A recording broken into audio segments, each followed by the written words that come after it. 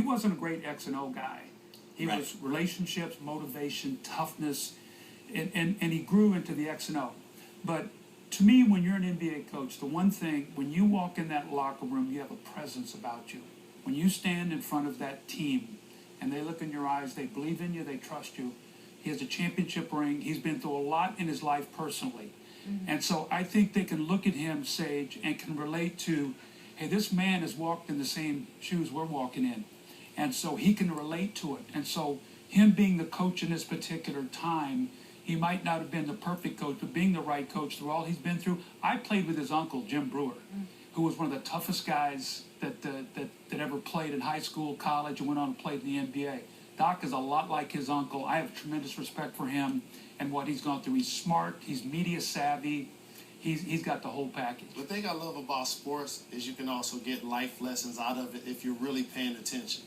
And what Doc Rivers was preaching really had nothing to do with basketball. He was talking about don't allow yesterday to hold tomorrow hostage.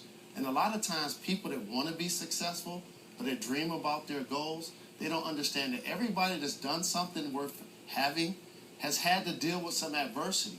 Now, how you dealt with that adversity put you in a position to be successful. And Doc has had to deal with that, whether it's being in a biracial relationship and all of a sudden people took it a certain kind of way, burned his house down. He had to deal with these type of issues. So now when this comes to the forefront, he's prepared. And the first round pick that they gave up to the Celtics to get Doc Rivers, it pales in comparison basketball-wise, what he's doing to help rejuvenate this franchise and at least hold things together. I do feel like the Clippers at some point felt like there was light at the end of the tunnel with this situation. And then Sterling gives that interview with Anderson Cooper, says a whole bunch of new crazy things. I mean, you always talk about degrees. They said they love me. You always talk about degrees of crazy. You'd be like, oh, that guy's crazy, that guy's crazy. Like, Sterling's crazy. And every time he does an interview, you never know what kind of damage that is.